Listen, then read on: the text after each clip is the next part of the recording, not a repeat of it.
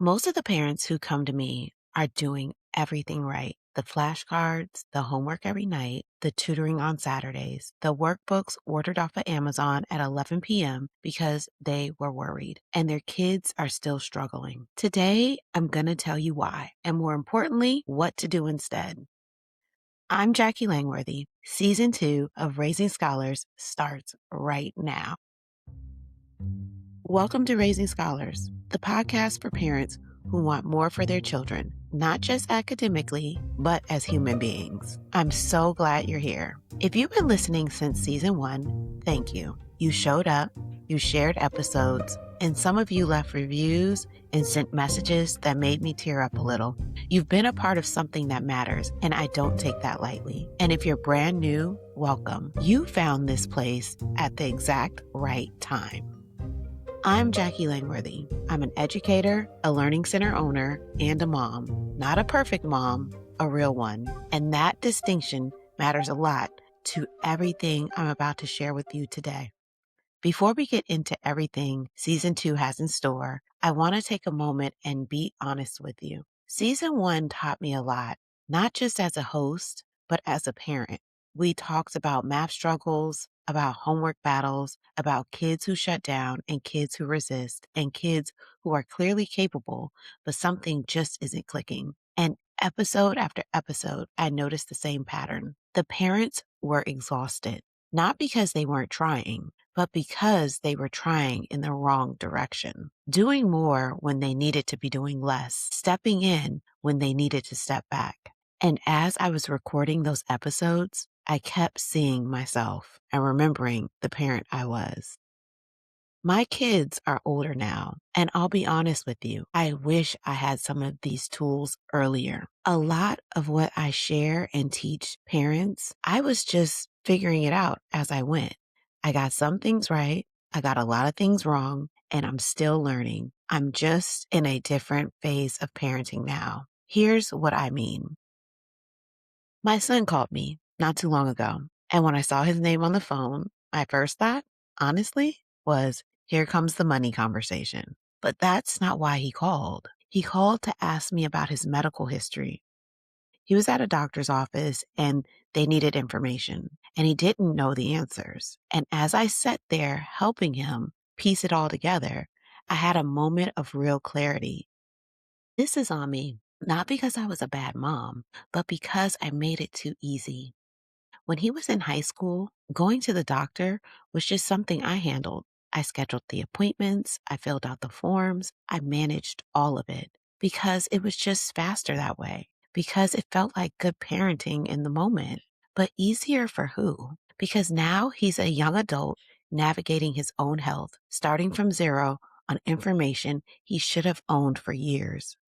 If I had handed him that clipboard at 16 and said, fill this out, I'm right here, it would have taken 5 extra minutes. The ownership would have been built. That is what lasts a lifetime. I share this not with guilt, not with shame, not with regret, just with awareness. Because here is what I know about you. You still have time. Your children are still in the years where habits form, where the foundation is being laid, where your influence runs the deepest it ever will.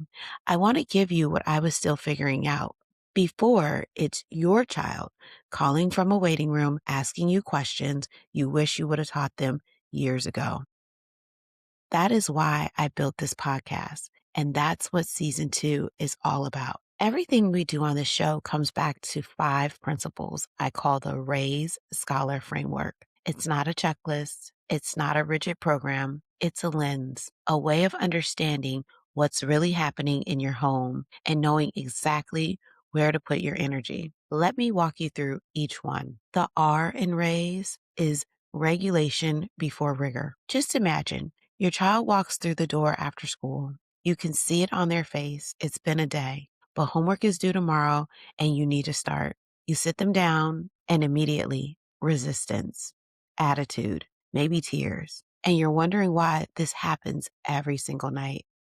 Here's why. A child who is emotionally depleted after a full day of school cannot access their learning brain. It's not defiance, it's just biology. Before your child can do the work, they have to be ready to do the work. And ready means regulated, emotionally, physically, and mentally settled. You'll hear me say connection before correction. This could be a snack, 10 quiet minutes, a hug before the homework, a high five like, let's go. That's not soft parenting. That's just science. The A in RAISE is autonomy over assistance. So your child is stuck on a problem. You've been watching them stare at it for 3 minutes, and every instinct says, jump in. So you explain it, walk them through it. They write the answer. And guess what? Tomorrow night, they're stuck on the same exact type of problem again. Here's what's happening. When we solve it for them, we take away the moment of figuring it out for themselves. And that moment, that struggle and the breakthrough that follows, that's exactly where confidence is built. That's where they get the I got it and it clicks. You'll hear me also say independence is built, not given. Ask a question instead of giving the answer. Ask them, how did you get there? What did you see? How did you do that? Then wait. That pause is doing more than you know. The I in RAISE is instruction versus practice. I want to be very clear about something before I say another word. You are your child's first teacher. You have been since the moment they were born, when you taught them to walk, to talk, to say please and thank you, to be kind, to try when something is hard, and you will be their forever teacher in character, in value, and how to be a human being long after any classroom is behind them. This is not up for debate. That's sacred. But here's the distinction I want you to sit with.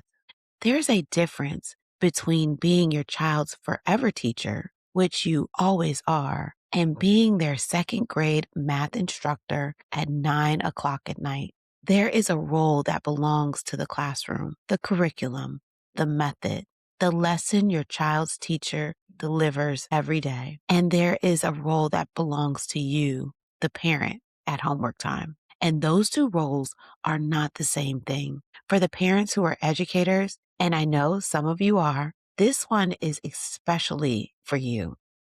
You're qualified, you know the material, but there are moments when your child needs you just to be mom or dad, not their teacher, to sit beside them, not in front of them. And for the parents where teaching is not your wheelhouse, hear this. That's not a gap.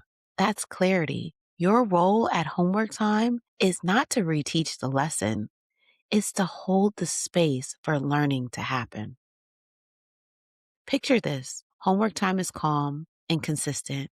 Your child sits down, opens their work, and you're nearby, present, but not hovering. You watch, you observe. Is it coming easily? Are they hesitating on the same type of problem? Are they guessing? Or do they actually know it? That observation is information, valuable information about where your child is, where a gap might exist, and whether it's time to seek support. A tutor, a learning center, a conversation with their teacher. Because homework is actually for practice, repetition, the solidifying of what your child already learned today. That repetition is powerful. It's how knowledge moves from something they heard once into something they truly own.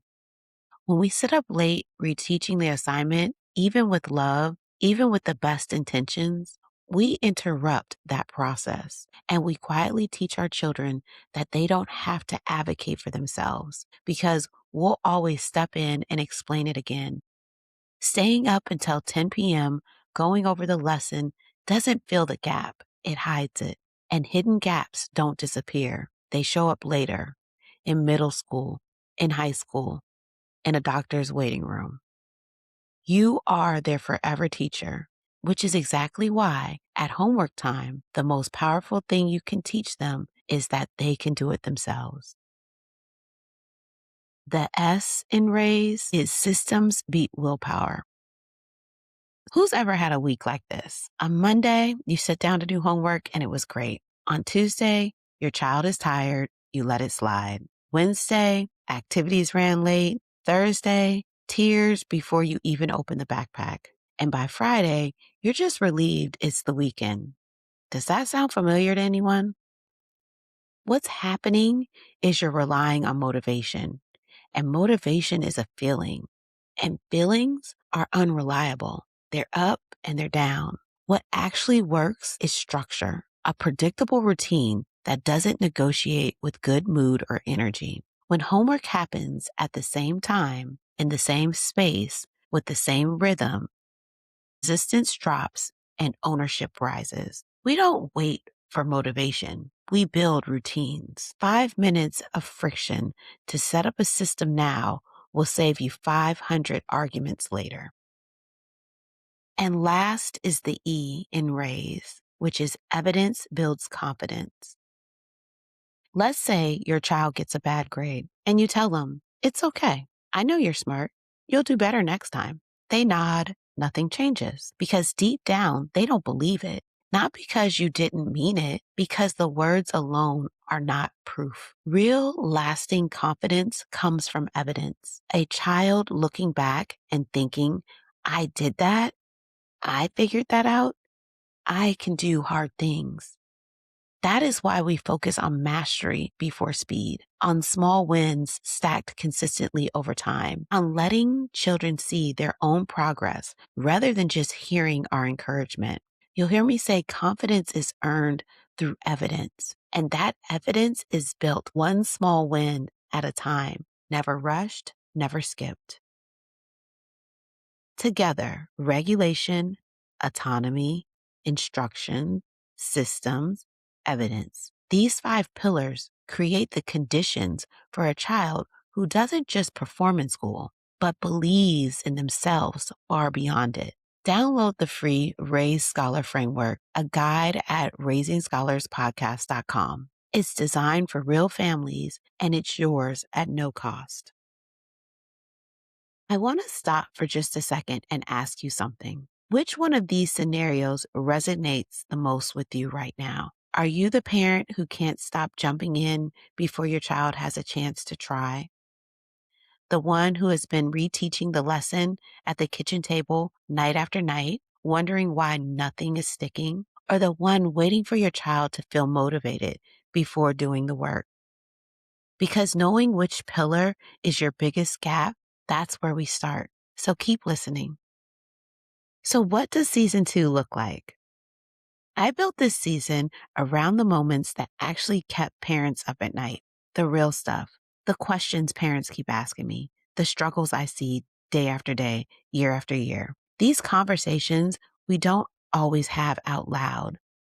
Have you ever felt like you're doing everything and it's still not enough? You can't figure out what you're missing? We have an episode for that. It's about your home environment, and it will change how you see the space where your child learns. Have you ever caught yourself nagging for the 4th time in an hour and thought, there has to be a better way? But you also cannot just let everything slide. That episode is coming.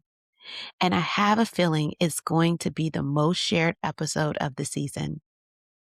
Have you watched your child carry something heavy, something emotional, and not know how to reach them without pushing them further away? We're going there too. We have interviews this season, and I'm so excited about them. A real family from my learning center is going to share their full journey, the hard parts, and the breakthrough.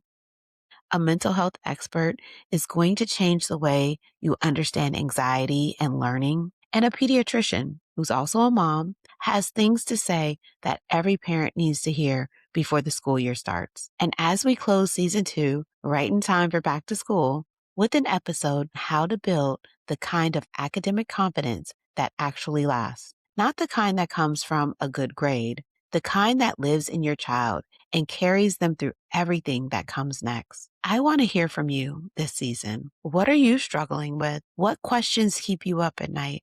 Find me on Instagram at Raising Scholars Podcast or leave a comment wherever you're listening. Your voice shapes this show. Before I let you go, 3 quick things. 1, hit follow or subscribe wherever you're listening. It's the simplest way to make sure you never miss an episode. And it tells the algorithm that this show matters. 2, download the free Raise Scholar Framework Guide at raisingscholarpodcast.com. It's a simple guide designed for real families, completely free. And 3, if you've been here since season 1, or even if you just found us today, I would be so grateful for a 30-second review. It helps other parents find this show, and every single one means the world to me. Here's what I want you to hold on to this week. I didn't have a roadmap. I had love, intention, and a whole lot of figuring it out as I went along. And I turned those lessons, the things I got right, the things I wish I knew sooner, into this podcast for you, for your child, for the years you still have in front of you, because you're not here by accident. You're here because you're the kind of parent who wants to do this well. Your child does not need a perfect parent. They need a present one. I'm Jacquie Langworthy. Thank you for being here. I'll see you next week.